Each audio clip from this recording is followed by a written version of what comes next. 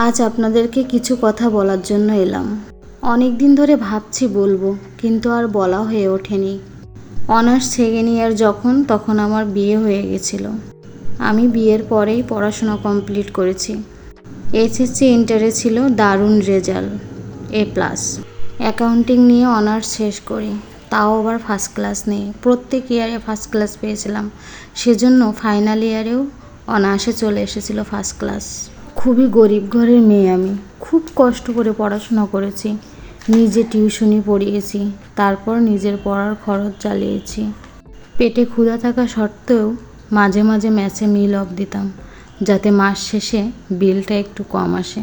যাই হোক, এরপর বাবা মায়ের ইচ্ছায়, বাবা মায়ের পছন্দ করা ছেলের সাথেই আমার বিয়ে হলো। ভেবেছিলাম গরিব ঘরের মেয়ে আমি, কোথায় বা আর বাবা মা বিয়ে দেবে। ঠিক আমাদের মতো কারোর সাথেই দিয়ে দেবে বিয়েটা। আমাদের তো অর্থ সম্পদ নেই, গরিব মানুষকে তো এই সমাজে কেউ পছন্দ করে না। কিন্তু সত্য কথা কি জানেন, কিন্তু আমাকে ভুল প্রমাণ করে দিয়েছিল আমার বাবা। খুঁজে খুঁজে ঠিক রাজপুত্রের সাথেই আমার বিয়ে দিয়েছিল। আশেপাশে 10 গ্রামেও এমন সুন্দর জামাই ছিল না।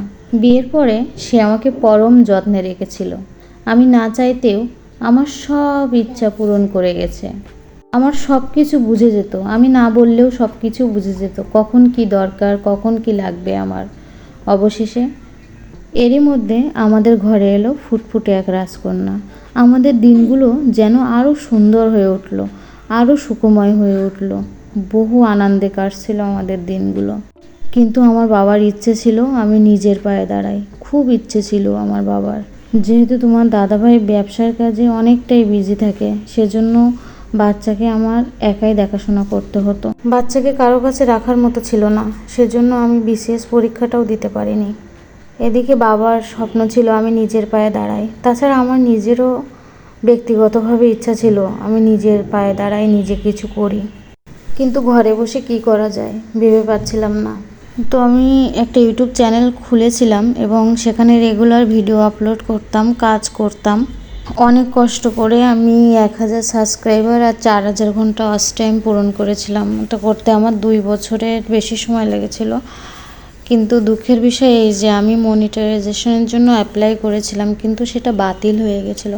আমি আজও বুঝিনি যে কিসের জন্য আমার ওটা বাতিল হয়ে গেছিলো। আমি অনেক কষ্ট পেয়েছিলাম, কারণ বোকার মতো আমি 2 বছর এত পরিশ্রম করেছিলাম, কিন্তু তার যে সুন্দর একটা ফল পাবো আশা করেছিলাম, কিন্তু সেটা আমি পাইনি।